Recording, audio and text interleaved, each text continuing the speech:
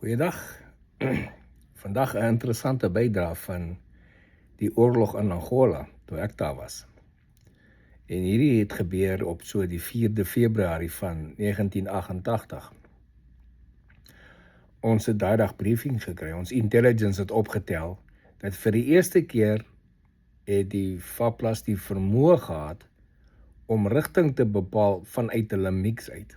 Met ander woorde, as hulle vlieg op een spot, waar ook al hulle vlieg, en hulle tel ons radiokommunikasie op vanuit die vliegtuig, het hulle 'n system in die vliegtuig gehad wat hulle kon wys presies in watter rigting van daar af kom daai radiokommunikasie. Dan kan nou mos in daai rigting ry en ons soek. En dis nie te maklik om 'n hele veggroep onder bome weg te steek nie, alhoewel ons dit baie suksesvol reg gekry het. Maar as ons beweeg het of iets, so, onthou ons het baie, jy ry en dan hoor jy, Victor, dan trek almal, visgat ons van die pad af, en almal trek onder die bome, en gooi kamoufleernette die wat kan, anders trek jy net half onder 'n boom in, en ons breek takke oor, en sit dit op die kant van die ratel, en ons lê plat onder die ratel, of op die kant op die grond, want daar is nie noodwendig tyd om gou foxholes te grou nie, dan wag ons, dan word ons daar, gaan die biks daarbo.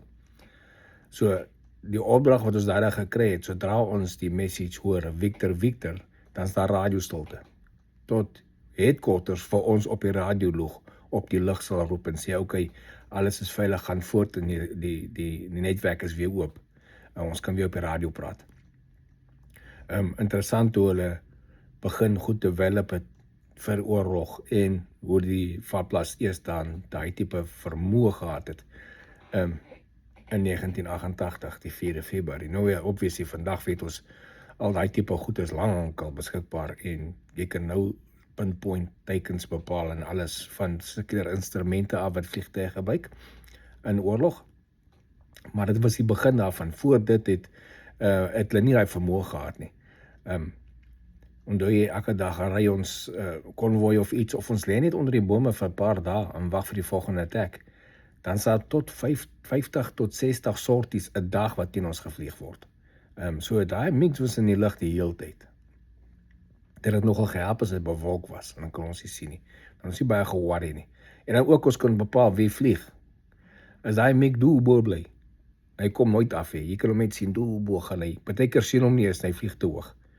En dan trop hy sy bomme van daarbo af, dan moet jy weet, FAPLA pilots.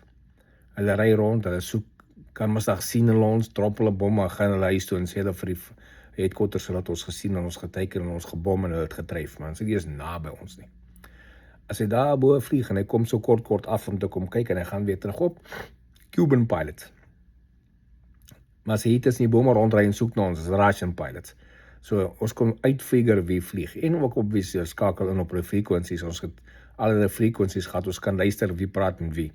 En as hulle praat, kan jy luister wie is dit. Meestal is dit, as hulle Portugees gepraat het of so, was dit FAPLA pilots, as hulle Spanish gegooi het, dan was dit die Cubans, en as hulle Russian gegooi het, obviously was die Russians, of soeke gebrookte Engels, maar jy kon dit optel. Ons het intelligence ons gehad. Op ons veggroepe was daar 'n ratel met klomp radio's in en 2 lugmagoffisiere en lugmagmajore wat daar in is, en my maat, hulle was skerp. As hulle daar uitklim, hulle klim maak die deure toe, en as hulle daar besig is, hulle uitklim met hulle al die frequencies van die vyand. Dan tune ons net in en luister wat hulle praat met mekaar. Maar dis dit.